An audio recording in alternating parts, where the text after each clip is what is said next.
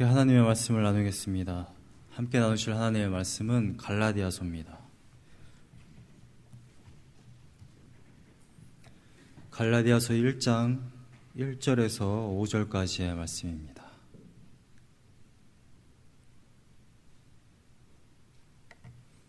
갈라디아서 1장 1절에서 5절까지의 말씀입니다. 다 찾으신 줄 알고 제가 봉독하겠습니다.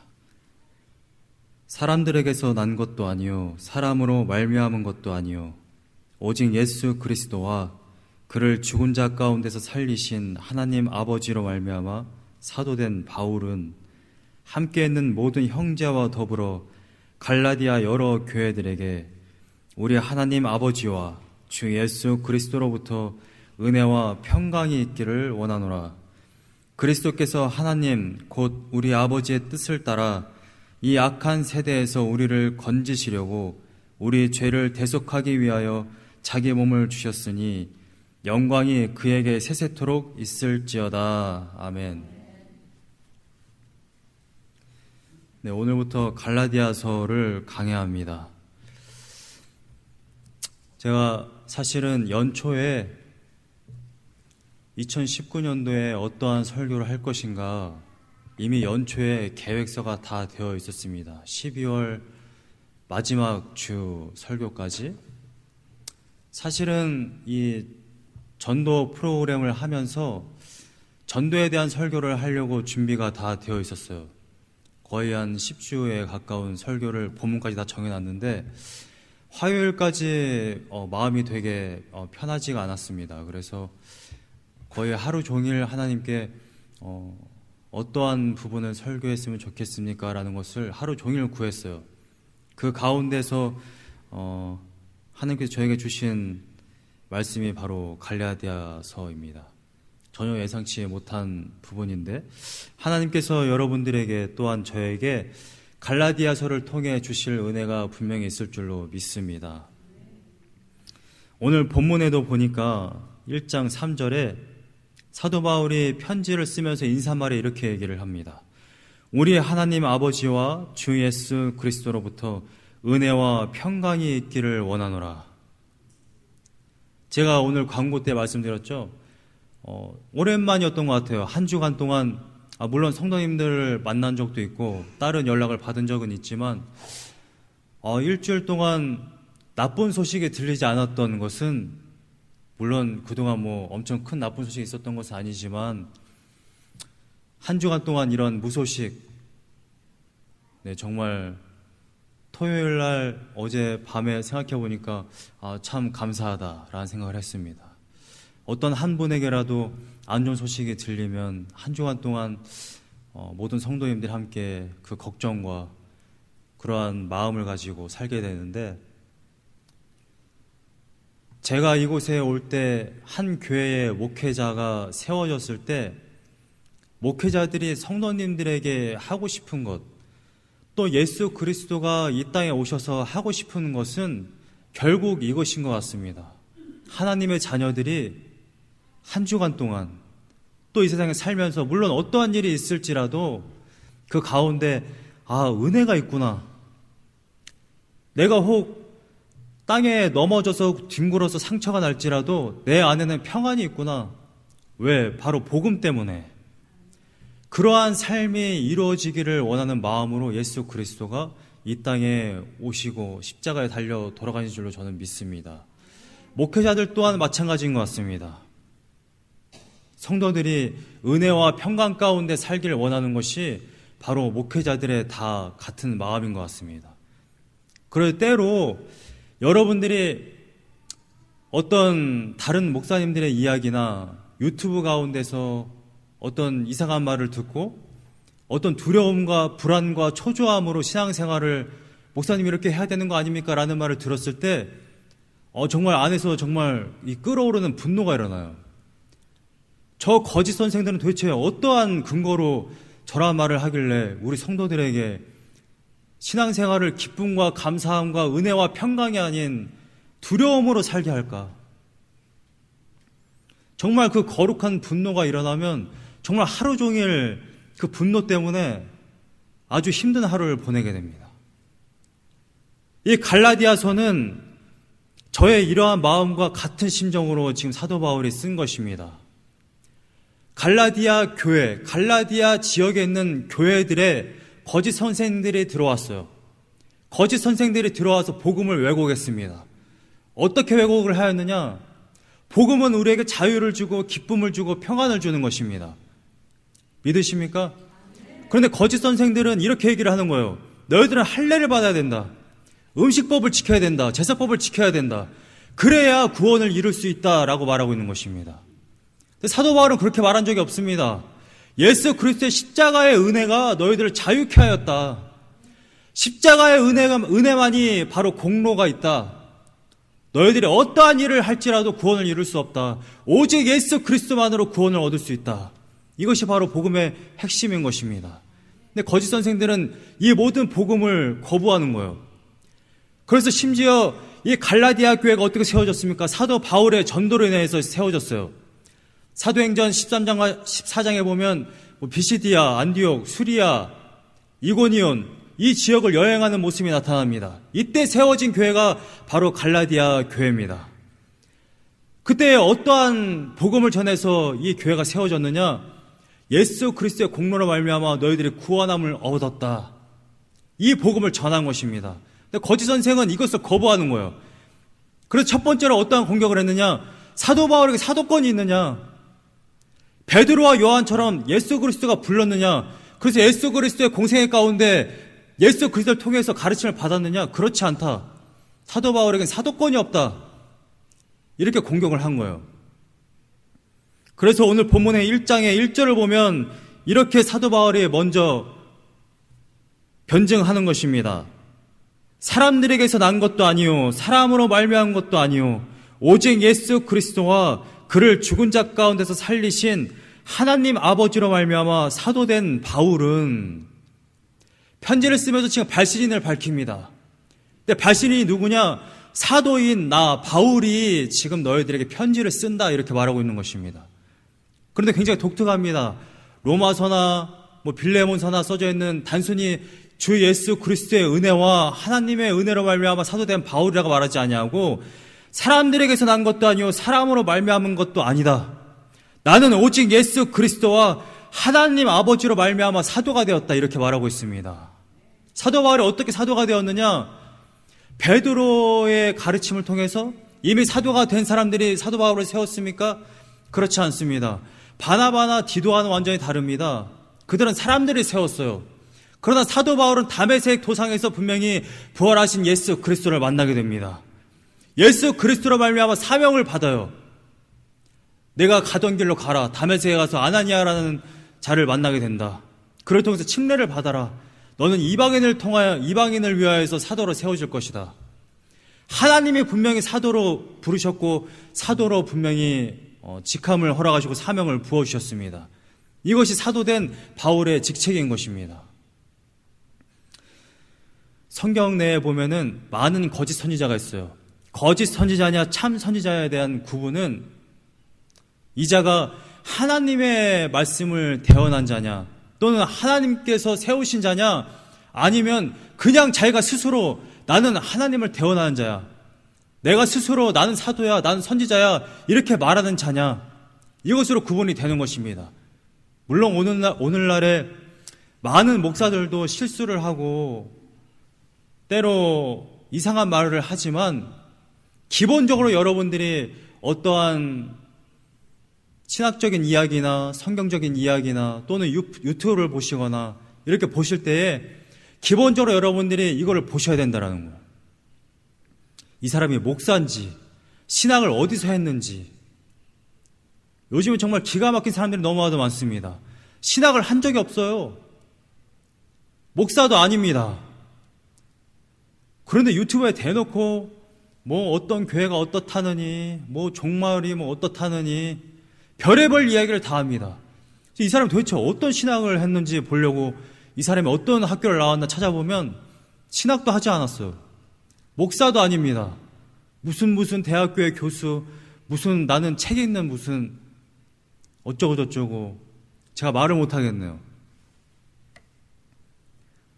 여러분들 목사들 가운데서도요, 헛소리하는 사람들 굉장히 많습니다. 그런데 하물며 목사도 아니고 신학도 안 했는데 그런 사람들의 이야기를 듣고 이것이 진리인가? 이것이 정말로 하나님의 뜻인가? 이렇게 생각을 해서는 절대 안 된다라는 것입니다.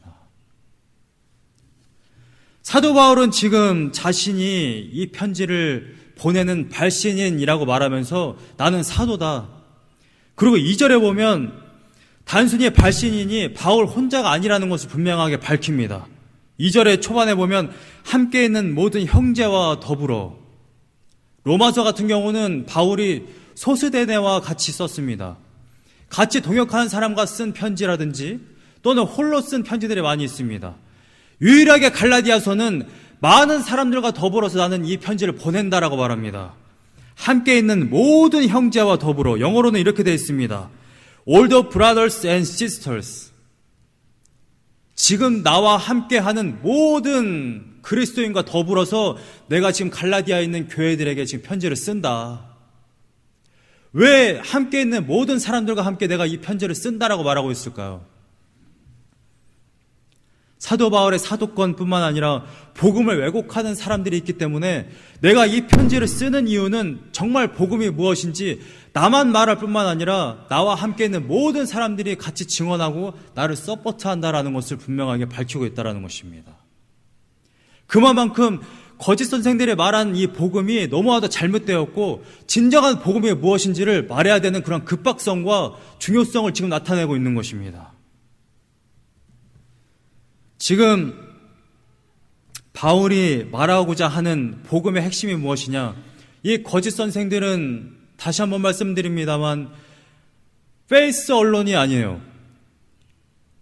15세기에 종교개혁을 일으켰던 많은 사람들이 믿음 플러스 뭔가 썸띵이 있기 때문에 이것은 아니다. 로마서를 읽어보니까 오직 믿음으로 말미암아 구원을 얻는다.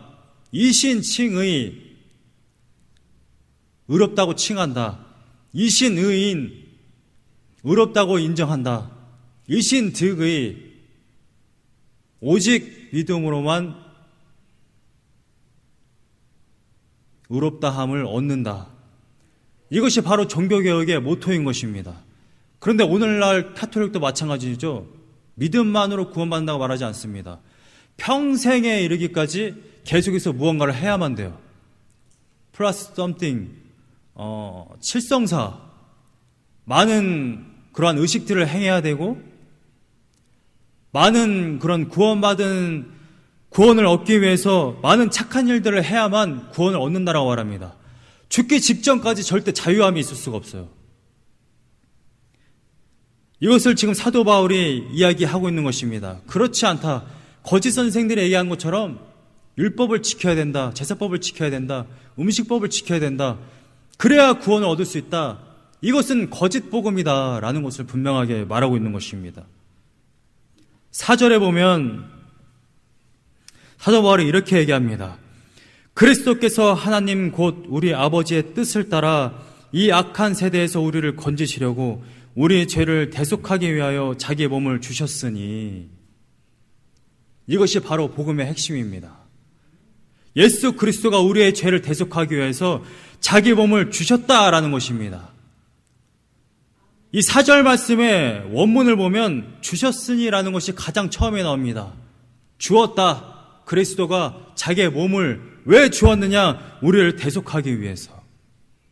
이것이 너무나도 중요하다라는 것을 사도 바울은 말하고 있다라는 것입니다. 근데 오늘날에도 이 복음 교회 안에서도 우리는 복음을 알고 있어. 우리는 마땅히 예수 그리스도로 말미암아 구원받은 사람들의 모임이야. 이렇게 말하는 사람들조차도 교회 안에서 끊임없이 율법을 강조하고 끊임없이 새로운 행위를 강조하는 경우가 굉장히 많다라는 것입니다. 설교에서 말해요. 여러분 서로 사랑하십시오. 여러분 기도하십시오. 여러분 기도해야 됩니까? 말아야 합니까? 사랑해야 합니까? 말아야 합니까? 믿는 자들은 당연히 사랑할 수밖에 없습니다. 빙입니다. 빙. 기도할 수밖에 없습니다. 여러분들이 왜 기도를 안 하는 줄 아세요? 기도를 해야 구원을 받기 때문이 아니라 여러분들이 구원을 받지 않았기 때문에 그런 것입니다. 이 중에 대부분이 지금 여러분들 구원을 받았다라고 믿는다면 당연히 기도를 할 수밖에 없습니다. 이것이 바로 빙의인 것입니다. 누가복음 18장을 한번 찾아보시길 바랍니다. 누가복음 18장을 보시면 다른 복음서에 부자 청년이라는 비유로서 나오는데 18장의 18절을 보시면 이러한 말씀이 있습니다. 어떤 관리가, 그러니까 부자인 관리가 예수님께 왔어요. 예수님께 와서 이렇게 묻습니다. 어떤 관리가 물어 이르되 선한 선생님이여 내가 무엇을 하여야 영생을 얻으리이까? 하나님의 자녀가 아닌 사람들은 질문이 항상 이런 식이에요. 내가 무엇을 해야 영생을 얻으리이까? 영어 성경을 보니까 이렇게 되어 있습니다. What must I do to inherit eternal life? What must I do to? 반드시 내가 무엇을 해야만 상속을 받을 수 있습니까? 여러분 상속이란 개념을 아시죠? 아들이 아버지께로 아무런 이유 없이 그냥 받는 겁니다. 아들이라서. 상속은 그런 개념인 거예요. 내가 무엇을 must I do to를 해서 구원을 받는 것이 아니라는 것입니다. 누가복음 18장 9절에서 14절까지 보면 바리새인과 세리의 비유가 나옵니다. 누가 의인이냐, 누가 구원을 받을 수 있느냐, 예수님이 분명한 비유를 말씀하세요. 바리새인은 이렇게 얘기합니다. 저 구석에서 지금 기도하는 세리를 바라보고 세리를 겨냥하면서 이렇게 얘기를 합니다.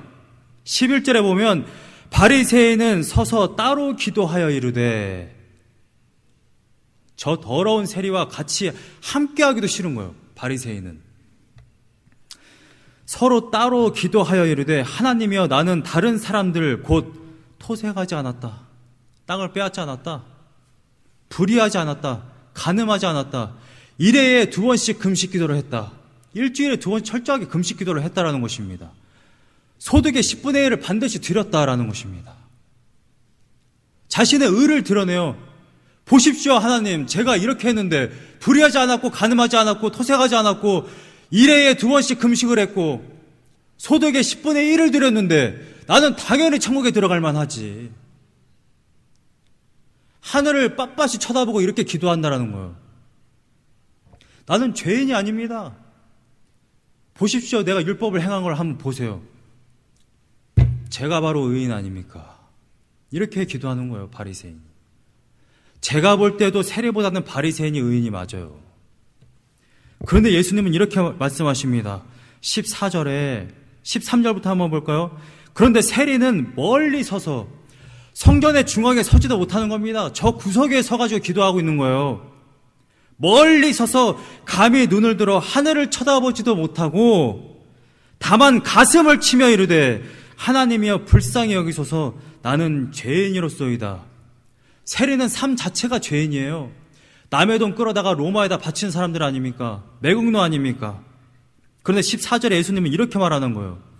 내가 너희에게 이르노니 이에 저 바리새인이 아니고 이 사람이 의롭다 하심을 받고. 여러분, 행동을 세리처럼 하라는 것이 아닙니다. 논지를 보셔야 되는 거예요. 가장 좋은 건 이런 거죠. 행동은 바리새인처럼 율법을 다 지키면 얼마나 좋습니까? 그런데 내가 율법을 다 지키고 신앙생활을 너무나 잘해. 너무나 잘한다고 해서 나는 의인이고 저 김집사는 아니야. 아유, 나보다 신앙생활을 열심히 못하잖아. 이렇게 하지 말고 가장 좋은 건 이런 겁니다.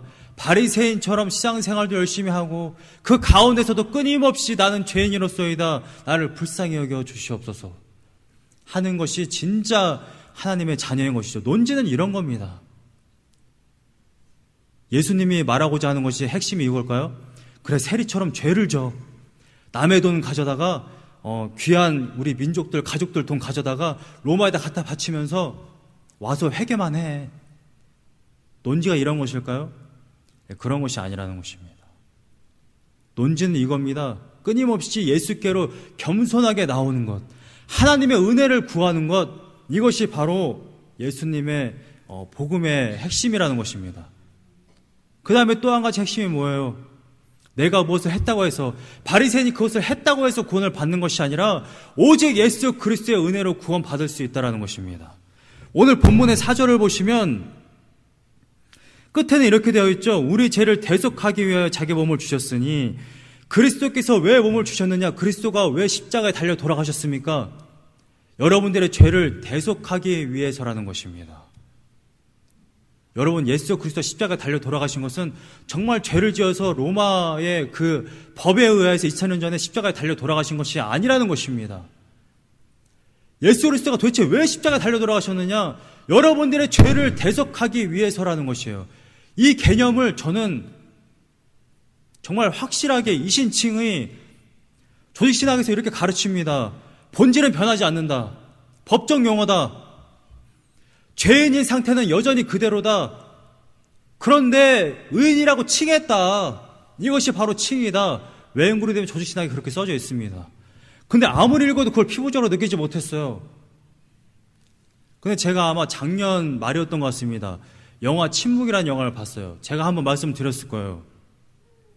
딸이 살인을 저질렀습니다. 차로 치여가지고 자기 아버지가 가장 사랑하는 연인을 죽였어요. 이 딸이 그냥 살인한 것도 아니고 아버지가 사랑하는 여자를 죽였다 이 말입니다. 그런데 이 아버지가 이 딸을 대신해서 감옥에 들어갑니다.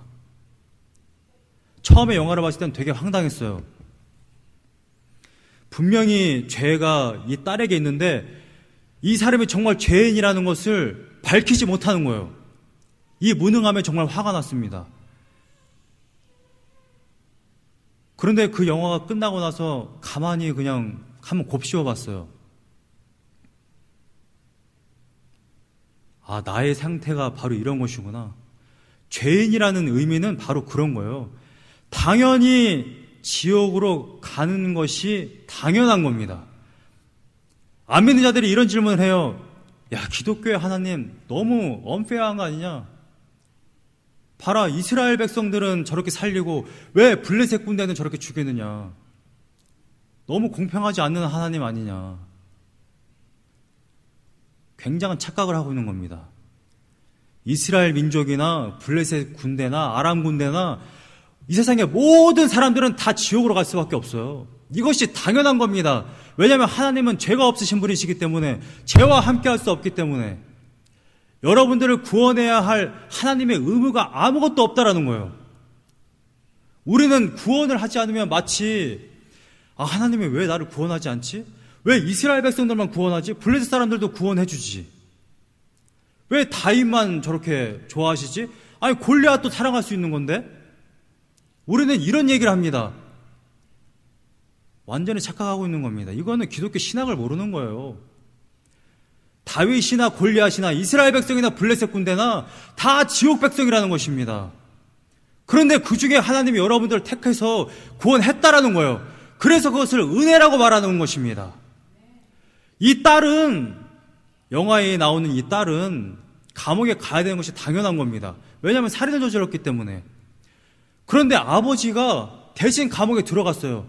이 딸의 죄를 대신해서 아버지가 죄의 값을 지금 치르고 있다는 것입니다. 그럼 더 이상 이 딸에게 어떻게 죄를 물을 수 있겠습니까? 이 죄를 이 사람이 지금 지고 있는데, 예수 그리스도의 이 죄를 대속하기 위하여 자기 몸을 주셨다라는 이 의미는 바로 이런 의미인 것입니다. 여러분들 얼렁뚱땅 하나님이 구원하신 게 아니에요. 여러분들의 죄를 어설프게 그냥 죄를 졌지만 나는 이 사람을 구원하기 원해. 우리 김지사를 구원하기 원해. 그러니까 죄 없다고 해줄게. 이런 것이 아닙니다. 죄의 값은 분명히 있다라는 거예요. 로마서 6장 23절에 죄의 삭은 사망이다. 그러니까 여러분들을 구원하기 위해서 누군가가 죄의 값을 치러야만 한다라는 것입니다. 이것을 은혜라고 말하는 거예요. 이것을 예수 그리스도가 담당하셨기 때문에. 우리 죄를 대속하기 위하여 자기 몸을 주셨으니. 그런데 목적이 나타납니다. 4절의 중반부에 보면 이 악한 세대에서 우리를 건지시려고 우리 죄를 대속하기 위하여 자기 몸을 주셨다라고 말합니다. 물론 하나님이 또 예수 그리스도가 여러분들을 사랑해서 구원했습니다. 근데 오늘 본문을 보니까 확실한 목적이 나타나요. 예수 그리스도가 왜 십자가에 달려 돌아가셨느냐? 이 악한 세대에서 우리를 건지시려고. 이 건지시려고라고 번역된 이 단어는 가장 먼저 헬라어로 쓰인 곳을 찾아보니까 사도행전 7장 10절입니다. 사도행전 7장은 여러분 아시다시피 스데반 집사님이 설교하는 본문이에요. 7장의 10절의 말씀은 이러한 내용입니다. 7장의 10절을 보시면 7장의 9절을 보면 이런 내용이 있어요. 여러 조상이 요셉을 시기하여 애굽에 팔았더니, 여러 조상이라는 말은 결국 12지파를 말하는 것인데, 그러니까 이런 거죠. 요셉의 형들이 요셉을 시기하여 애굽에 팔았더니 라는 말입니다. 10절에 그 모든 환난에서 건져내사, 여기에 쓰인 단어입니다. 요셉의 인생이 얼마나 정말 기가 막힌 인생인지 여러분들 아십니까? 아버지로부터 사랑을 받았어요. 그 이유 하나 때문에 형제들로부터 미움을 당합니다. 여러분, 때로 내 친구나 또는 뭐 회사 동료나 또 혹은 교회 성도들도 나를 이렇게 모함을 하고 욕을 하면 그나마라도 참을 수 네, 그것도 물론 슬프고 참 참기 힘들겠죠. 근데 생각을 해보세요. 나의 피부치인 내 형제가, 내가 정말 사랑하고 한 부모님 밑에서 태어난 형제가 나를 모함하고 심지어 죽이려고 구덩이를 팠다고 한번 생각해보세요. 구덩이를 파서 요셉을 던집니다. 물론 결국엔 건져내서 애굽 사람 상인들에게 팔았지만, 가족들로부터 팔림을 당해서 고작 인 의십세겔에 팔려가지고 감옥에 갇히고 그러한 인생을 산 것이 바로 요셉 아닙니까? 그런데 그때에 이 스데반 집사님은 뭐라고 설교를 합니까? 그러한 환난 가운데 있을 때에 하나님이 함께 하셨다, 그리고 하나님이 그 인생에서 건져냈다, 이러한 말을 합니다. 여러분, 구덩이에 빠진 그 인생, 형제들이 아예 죽이려고 마음을 먹고 떨어뜨린 그 구덩이에서 어떻게 나올 수 있겠습니까? 사람들의 꼬임에 모함에 넘어가서, 보디발 아내의 모함에 넘어가서 감옥에 갇혔을 때 어떻게 그 감옥에서 나올 수 있겠습니까? 그 인생이 노예로 팔려간 사람입니다. 누가 노예를 신경 하나 써주겠습니까? 여러분들 노예제도 이미 역사적으로 다 알고 계시지 않습니까? 노예는 개보다도 못한 취급을 받는 것이 바로 노예의 신분인 것입니다. 어떻게 감옥에서 나와서 총리가 될 수가 있습니까? 하나님께서 그 인생에서 건져내서 그 총리의 길로 이끄셨다라는 것이죠. 영어 성경을 보니까 이렇게 번역했습니다. rescue. 이것은 구조하다, 구출하다 라는 표현인 것이죠. 여러분, 세상의 모든 종교들은 이런 거예요. 만약에 이것이 불경이라면, 굉장히 불경스러운 말씀인데, 만약에 이것이 불경이라면 불교인들에게 이것을 던져줘가지고 이것을 읽고 이것대로 지켜봐. 그러면 너는 극락에 갈 수 있어. 이런 겁니다. 근데 성경은 그런 것이 아닙니다. 성경을 읽는다고 해서 구원받을 수 있어 라고 말하고 있는 것이 아니에요. 우리들이 말하는 기독교 신앙에 말하는 구원은 이런 겁니다. 자신의 의지로 도저히 구원받을 수 없는 요셉과 같은 상황에 있을 때 누군가의 필요가 반드시 필요한 사람을 예수 그리스도의 죽으심으로 말미암아 건져냈다, 거기서 구출했다, 구조했다라는 것입니다. 여러분, 물에 빠진 사람한테 수영을 잘하는 법이라는 교재를 딱 던져줘요. 물에 빠져있는 사람한테. 그럼 물에 빠져있는 사람이 그 교재를 읽고서는 거기에서 빠져나올 수 있습니까? 그럴 수 없다라는 것입니다. 물에 빠진 사람은 반드시 누군가가 건져줘야만 되는 것이에요. 4절에 이 악한 세대에서 우리를 건지시려고 라는 이 의미는 단순한 그런 이야기가 아니라 누군가가 반드시 건져줘야만 하는 그런 상태, 그것을 말하고 있는 것입니다. 예수 그리스도 십자가에 왜 달려 돌아가셨느냐? 여러분들을 구원하려고, 구출하려고, 구조하려고. 어디서부터? 이 악한 세대에서. 그래서 5절 말씀에 이 그리스도의 은혜, 하나님 아버지의 그 작정하신 뜻을 이 5절 말씀에 그래서 영광이 그에게 세세토록 있을지어다 라고 찬양하고 있는 것입니다. 사도 바울이. 왜?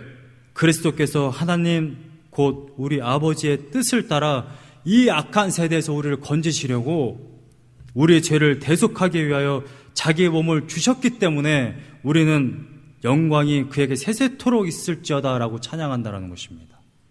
원어적인 의미는 이런 것입니다. 영광이 하나님에게 세대에서 세대에 이르기까지 영원하기를 기원합니다. 이것입니다. 4절의 말씀엔 이 악한 세대와 굉장히 대조되는 것이죠. 이 악한 세대는 현재적입니다. 영어 성경을 보시면 이렇게 되어 있어요. The present evil age. 현재의 잠시 잠깐의 그러한 시간을 이야기합니다. 그런데 5절에 이 세세토록은 영원 무궁이라는 그러한 시간을 이야기합니다. 여러분, 우리들이 지금 속한 이 세상은 잠시 잠깐입니다. 그런데 문제는 뭐예요? 악한 세상이라는 것입니다. 여러분을 끊임없이 미혹하고 여러분들이 그리스도를 믿고 따른다는 이유 하나만으로 여러분들을 핍박하는 이러한 세상, 복음을 왜곡하는 이러한 세상, 그러한 세상 가운데 끊임없이 죄를 지을 수밖에 없는 이러한 세상 가운데서 그러나 예수 그리스도가 여러분들을 건지셨다라는 것입니다. 여러분들의 죄를 대속하기 위해서 십자가에 달려 돌아가셨다라는 것입니다. 이 어찌 우리가 하나님을 찬양하지 않을 수 있겠습니까? 저는 오늘 사도 바울이 쓴 것처럼 1장 3절에 사도 바울이 쓴 것처럼 우리 하나님 아버지와 주 예수 그리스도로부터 받은 그 은혜 때문에 여러분들에게 평강이 있기를 간절히 소망합니다. 예수 그리스도가 여러분들을 구원하셨기 때문에. 할렐루야. 갈라디아서에 나타나는 이 거짓 선생들은 복음을 왜곡했습니다. 은혜만을 바라보고 예수 그리스도의 그 은혜가 너무나도 감사해서 내가 기쁨과 감사함으로 신앙생활하고 교회에 나오고 하나님께 예배를 드리는 그러한 것을 왜곡하여서 아니다, 그것만으로는 충분하지 않다, 너희들은 율법을 지켜야 한다, 너희들은 행위로서 열심히 신앙생활을 해야 한다, 이렇게 말하고 있는 것입니다. 사도 바울은 그렇지 않다, 복음만으로 충분하다, 이것을 말하고 있는 것입니다. 여러분들의 행위를 갈구하는 그 순간 나도 평안이 없을 뿐만 아니라 다른 사람들에게도 그것을 똑같이 적용합니다. 그래서 나의 기준에 미치지 아니하면 정죄를 하기 시작하는 거예요. 최근에 굉장히 화제가 된 사건이 있죠. 여러분들 이미 다 아실 것입니다. 분당 우리 교회 부목사님이 설교 표현 조금 잘못한 것 때문에 같은 기독교 복음 개신교 내에서 엄청나게 욕하는 몇몇 사람들이 있었어요. 사실은 저도 반동성애 협회에 되어 있는 그 모임에 저도 가입이 되어 있습니다. 가입이 되어 있기 때문에 이 협회의 대표인 목사님이 분당 우리 교회의 그 부목사님 설교에 몇몇 구절을 갖다 놓고 막 비판하는 것을 저도 봤어요. 근데 보고 나니까 좀 저는 어이가 없었습니다. 왜냐하면 저도 이 반동성애 협회를 좋아하고 저도 지지하기 때문에 거기에 가입이 되어 있었는데 그분이 주장하는 것은 제가 보기에 너무 별로 시비를 걸 만한 부분이 아닌데 어떻게 이렇게 같은 편끼리 이렇게 공격을 하나, 너무 좀 황당하고 너무 슬펐습니다. 아주 작은 그런 표현 하나에 그렇게 사람을 죽일 듯이 한 교회를 그렇게, 또 어쨌든 나이도 있으시고 이제 어떤 기독교계의 어른이신 목사님을 그렇게 무례하게 공격을 할 수 있는지에 대해서 굉장히 좀 충격을 받았습니다. 그런 가운데 있었는데 사실 지난주 설교를 제가 이찬수 목사님 설교를 듣지 않고 있었습니다. 왜냐하면 설교를 들으면 저도 모르게 이제 표절을 할 수 있고 하기 때문에 전 설교를 요새 잘 안 듣는데, 제 아내가 일을 갔다 와서 그렇게 얘기하는 거예요. 이찬수 목사님 설교를 들었냐. 이찬수 목사님 설교를 듣는데 너무 눈물이 났다. 그래도 버텼어요. 왜냐하면 설교를 들으면 제가 혹여나 실수할 수 있기 때문에. 근데 제가 어제 이제 교회 와가지고 설교를 준비하는데 그냥 다른 이제 주보랑 다른 것을 준비하면서 그냥 무슨 말씀 하셨는지 한번 틀어봐야 되겠다. 틀어봤는데 정말 이찬수 목사님 막 너무 속상한 마음에 울먹이시면서 그렇게 말씀하시더라고요. 근데 제가 생각했던 거와 똑같이 이런 말씀을 하시더라고요. 어떻게 같은 편끼리 이렇게 공격을 할 수 있나. 너무 슬프다. 차라리 이단이나 사이비 또는 다른 종교가 막 뭐라고 한다면 차라리 그렇게 해서 죽으면 순교라도 될 텐데, 아니 같은 기독교 내에 있는 사람들이 이렇게 공격을 하니까 자기가 도대체 어떻게 해야 될지 모르겠다라는 거예요. 갈라디아 교회에 이 급박하게 사도 바울이 이 복음이 대체 무엇인지를 빠르게 지금 이야기하려고 하는 이 편지의 급박성은 이것과 같은 것입니다. 여러분들이 복음 플러스 페이스 플러스 뭔가 행위가 첨가된다고 생각하는 한 여러분들의 삶도 너무 힘들 뿐만 아니라 다른 성도님들, 가족, 교회, 다른 공동체도 끊임없이 공격할 수밖에 없습니다. 왜냐하면 신앙생활이라는 건 이렇게 해야 되는데 왜 이렇게 안 하지? 라는 기준이 생기기 때문에. 많은 목사님들이, 저는 어려서부터 저희 아버지로부터 그렇게 들었어요. 신앙생활 결국에는 말씀과 기도. 하나님을 사랑하니까 말씀을 읽는 거예요. 하나님께 내가 구해야 되니까, 이 인생 살아가면서 내가 할 수가 없기 때문에 기도를 할 수밖에 없기 때문에 기도를 하는 겁니다. 말씀과 기도예요. 그런데 말씀과 기도 이것조차도 여러분 기도하십시오 라는 것조차 수치를 정하는 순간, 어떤 운동하시는 분이 그렇게 맨날 요즘 이렇게 말씀하십니다. 수치화할 수 없다, 운동은. 여러분 신앙생활을 수치화할 수 없습니다. 여러분 기도 1시간 하면 만족하겠습니까? 8시간 하면 만족하겠습니까? 말씀을 하루에 한 권씩 끝내면 신앙생활을 잘 하는 건가요? 바리새인처럼 일주일에 2번씩 금식을 해야 잘 하는 것입니까? 분당 우리교회처럼 한 주간 동안 금식 한번 선포해 볼까요? 그렇게 해야 진정으로 하나님 앞에 돌아오고, 분당 우리교회는 지금 교회의 그 심각성과 너무나도 공격을 당하고 있기 때문에 그렇게 금식을 선포한 것이죠. 어떤 교회, 어떤 목사, 어떤 선지자, 어떤 믿음의 선배도 여러분들의 기준이 될 수 없습니다. 심지어 제가, 물론 이것은 좀 깊이 다뤄야 될 문제지만 이렇게도 말씀드릴 수 있어요. 여러분, 예수님을 닮는 것조차 이것은 기독교 신앙이 아닙니다. 여러분들은 절대 예수님을 닮을 수 없어요. 여러분들이 전 인류를 대신 십자가에 달리시겠습니까? 기독교의 신앙은 단 한 가지로 결론 내릴 수 있습니다. 예수님께 가는 거예요. 십자가를 바라보면 무릎 꿇는 것입니다. 주님, 저를 불쌍히 여겨 주시옵소서. 예수님께로 가면 되는 것입니다. 누군가는 기도 1시간만 해도 가는 사람이 있고 8시간을 해도 못 가는 사람이 있어요. 여러분, 우리가 왜 말씀을 읽습니까? 왜 기도를 합니까? 예수님의 그 은혜가 너무나도 감사하기 때문입니다. 여러분들의 말씀을 읽고 기도를 한다고 해서 구원을 받는 것이 아니라, 여러분들이 교회 봉사를 열심히 한다고 해서 구원을 받는 것이 아니라, 구원받은 백성은 마땅히 이렇게 가게 된다는 것이 빙의라는 것입니다. 선생이여, 내가 어떻게 하여 영생을 얻으리이까? 어떻게 해도 여러분들은 구원을 받을 수 없습니다.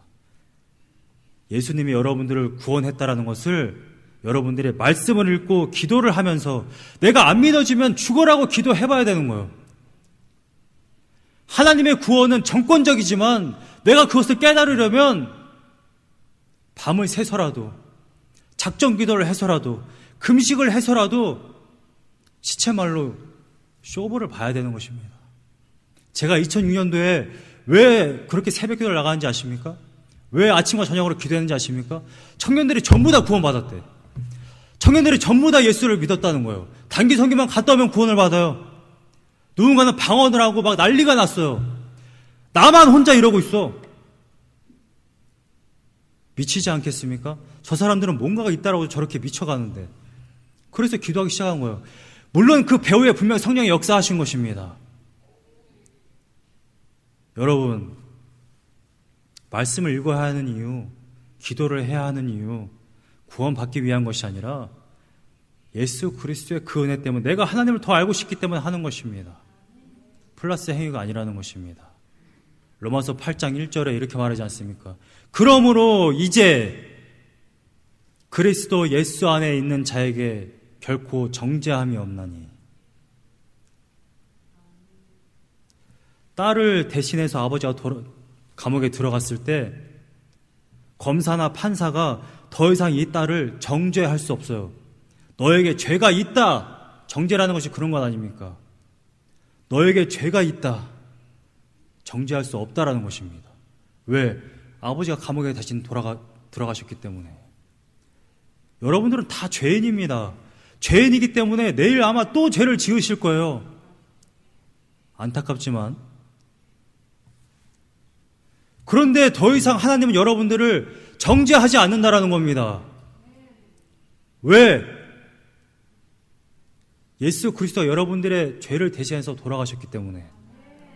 여러분들이 죄를 지었다고 해서, 내일 죄를 지었다고 해서, 죽기 직전에 욕을 한번 했다고 해서 또 심판하고 만약에 정죄를 한다면, 갈라디아서 2장 21절을 보세요. 뒤를 보시면, 내가 하나님의 은혜를 패하지 아니하노니 만일 의롭게 되는 것이 율법으로 말미암으면 그리스도께서 헛되이 죽으셨느니라. 여러분, 죽음 이후에 그리스도인에게 심판이 있습니까? 심판이 있으면 그리스도가 왜 십자가에 달려 돌아가시냐는 거예요.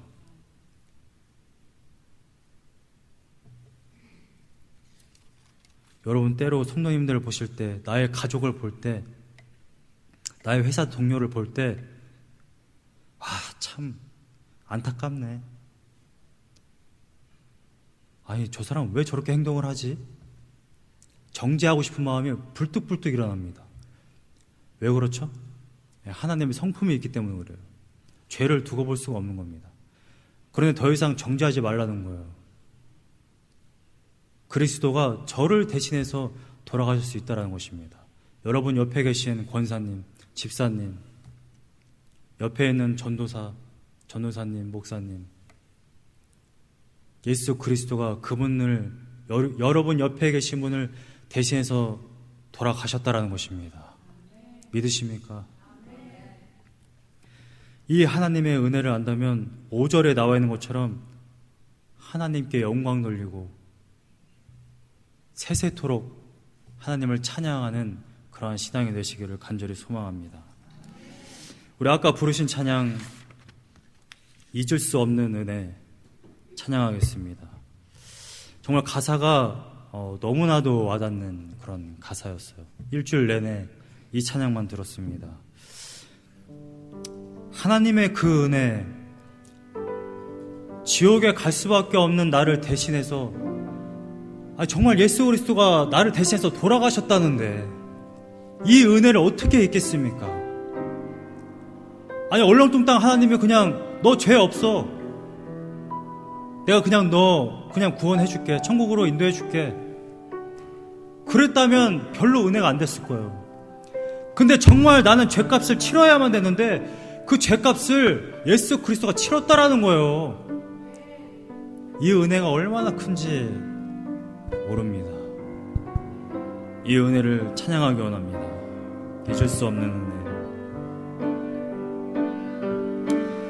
잊을 수 없는 은혜, 주님의 크신 사랑, 주님의 크신 사랑, 자신을 버리심으로 나를 품어 주셨네. 허물을 덮으시고 허물을 덮으시고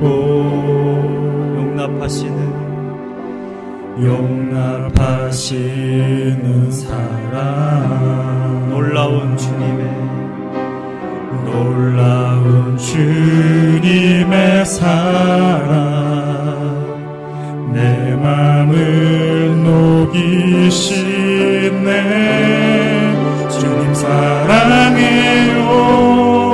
진정 감사해요. 나를 생각하신 오직 주님만을 내 삶을 다해 주만 바라보며 주를 위해 섬기며 살리. 주님 사랑해요. 주님 경배해요. 내겐 오직 주만 유일하신 사랑. 내 모든 것 주께 다 드리며 갈급한 마음으로 주 위해 살리. 예수 주님. 잊을 수 없는 은혜 다시 한번 찬양합니다.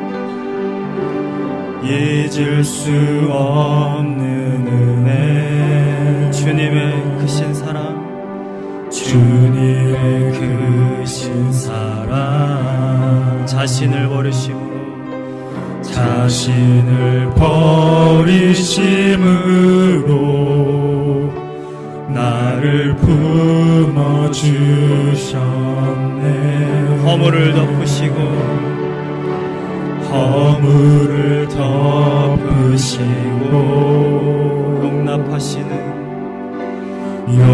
용납하시는 사랑.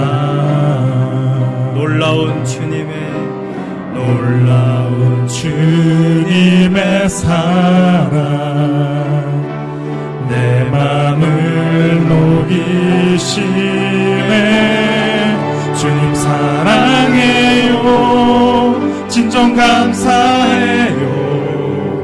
나를 생각하신 오직 주님만을 내 삶을 다해 주만 바라보며 주를 위해 섬기며 살리. 주님 사랑해요. 주님 경배해요. 내겐 오직 주만 유일하신 사랑. 내 모든 것 주께 다 드리며 갈급한 마음으로 주 위해 살리. 예수 주님. 우리 이 시간에 기도하기 원합니다. 두 가지를 놓고 기도할 텐데요. 첫 번째는 회개하기 원합니다.